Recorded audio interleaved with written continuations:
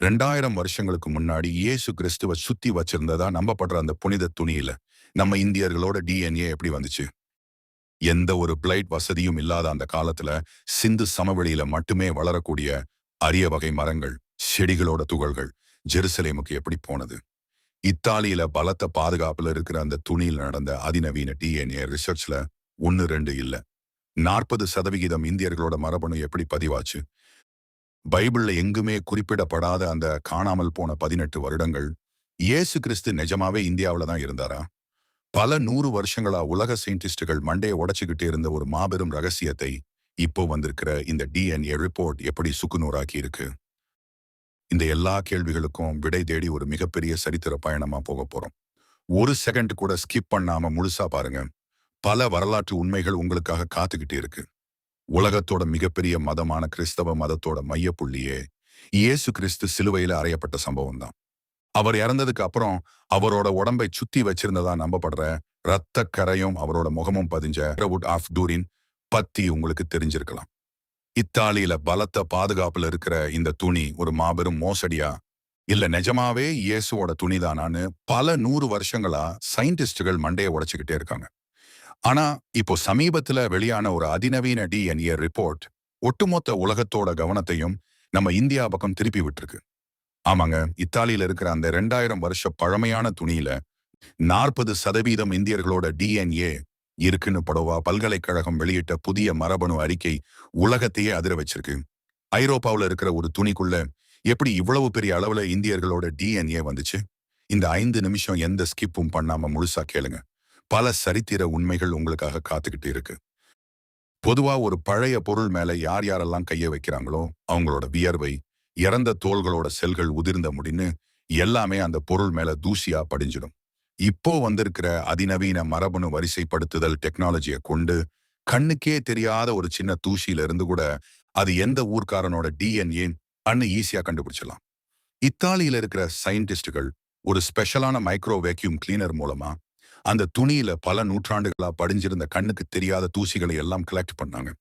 அந்த தூசியில இருந்த டிஎன்ஏவை லேப்ல வச்சு அக்வேர் ஆணிவேரா பிரிச்சு பார்த்தாங்க. அங்கதான் உலக அறிவியலே ஒரு நிமிஷம் உறைஞ்சு போச்சு. அந்த தூசியில வெறும் மனிதர்களோட டிஎன்ஏ மட்டும் இல்ல, தாவரங்களோட மரபணுக்களும் இருந்துச்சு. அதுல இத்தாலி ஜெருசலேம் பகுதியில வளரக்கூடிய செடிகள் மட்டும் இல்லாம இந்திய துணை கண்டத்துல குறிப்பா சிந்து சமவெளி பகுதியில மட்டும் வளரக்கூடிய அரிய வகை மரங்கள், செடிகள் மற்றும் வாசன திரவியங்களோட டிஎன்ஏவும் அச்சு அசலா பதிவாகி இருந்துச்சு. ஒரு நிமிஷம் யோசிச்சு பாருங்க. 2000 வருஷத்துக்கு முன்னாடி எந்த ஒரு பிளைட் வசதியும் இல்லாத காலத்துல இந்தியாவோட செடிகளோட துகள்கள் எப்படி ஜெருசலேம்கோ அல்லது இத்தாலிக்கோ போயிருக்க முடியும்? இதுக்கு வரலாற்று ஆய்வாளர்கள் என்ன சொல்றாங்கன்னா, பழங்காலத்துல இறந்து போன அரசர்களோட உடலையோ அல்லது ரொம்ப முக்கியமானவங்களோட உடலையோ பதப்படுத்துறதுக்கு இந்தியாவிலிருந்து ஏற்றுமதி செய்யப்பட்ட விலையுயர்ந்த வாசனை திரவியங்களையும் மூலிகைகளையும் தான் அதிகமா பயன்படுத்தினாங்க. அப்போ இயேசுவோட உடம்ப பதப்படுத்தவும் நம்ம இந்திய வாசனை திரவியங்கள் பயன்படுத்தப்பட்டிருக்கலாம். அதோட டிஎன்ஏ தான் அந்த துணியில பதிவாயிருக்குன்னு சயின்ஸ் சொல்லுது. சரி, செடிகள் பட்டுப்பாதை வழியா வியாபாரத்துக்கு போயிருக்குன்னு வச்சுக்கலாம். ஆனா அந்த துணியில இருந்த ஒட்டுமொத்த மனித டிஎன்ஏவை பிரிச்சு அது எந்தெந்த நாடுகளை சேர்ந்தவங்களோட பரம்பரை அப்படின்னு மேட்ச் பண்ணி பார்த்தப்போதான் மிகப்பெரிய பூகம்பம் வெடிச்சது. அந்த துணியை தொட்ட கோடிக்கணக்கான மக்களோட டிஎன்ஏல கிட்டத்தட்ட 40% பேர் இந்திய வம்சாவளியைச் சேர்ந்தவங்க. அதாவது அந்த டிஎன்ஏ அமைப்புகள் அச்சு அசலா நம்ம இந்தியர்களோட மரபணுவோட ஸ்ட்ராங்கா மேட்ச் ஆகுது. இது எப்படி சாத்தியம்? இத்தாலியில் இருக்கிற துணியை எப்படி 40% இந்தியர்கள் தொட்டிருக்க முடியும்? இது ஒரு சாதாரண ஐரோப்பிய பெயிண்டர் உருவாக்குன போலியான துணின்னு இதுவரைக்கும் பல பேர் சொல்லிக்கிட்டே இருந்தாங்க. ஆனா இந்த டிஎன்ஏ ரிப்போர்ட் அதை மொத்தமா உடைச்சு சுக்குநூறாக்கிடுச்சு. ஏன்னா ஒரு போலி துணியில உலகத்துல இருக்கிற பல நாடுகளோட டிஎன்ஏ, அதுவும் குறிப்பா இந்தியர்களோட டிஎன்ஏ இவ்வளோ அதிகமா இருக்க வாய்ப்பே கிடையாது. இந்த டிஎன்ஏ ரிப்போர்ட் வெளியானதுல இருந்து உலகம் முழுக்க சயின்டிஸ்டுகளும் வரலாற்று ஆய்வாளர்களும் 2 பெரிய தியரிகளை முன்வைக்கிறாங்க. அந்த காலத்துல இந்தியர்கள் தான் பருத்தி மற்றும் லினன் துணிகளை நெய்வதில உலகத்திலேயே நம்பர் 1 இடத்துல இருந்தாங்க. ரோமானியர்கள் நம்ம இந்திய துணிகளை தங்கத்துக்கு சமமா மதிச்சாங்க. அதனால இயேசுவை சுத்தி வச்சிருந்த அந்த மிக உயர்தரமான துணி நம்ம இந்தியாவுல நெய்யப்பட்டு இந்திய வியாபாரிகள் மூலமா ஜெருசலேம் போயிருக்கலாம்.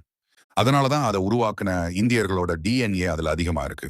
இயேசு கிறிஸ்து தன்னுடைய வாழ்க்கையில 12 வயசுல இருந்து 30 வயசு வரைக்கும் எங்க இருந்தாருன்னு பைபிள்ல எந்த குறிப்பும் கிடையாது. அந்த காணாமல் போன 18 வருடங்கள்ல அவர் இந்தியாவுக்கு வந்து காஷ்மீர் மற்றும் இமயமலை பகுதிகளில் ஆன்மீகம் மற்றும் சித்த மருத்துவத்தை கத்துக்கிட்டாருன்னு பல வரலாற்று ஆய்வாளர்கள் சொல்றாங்க.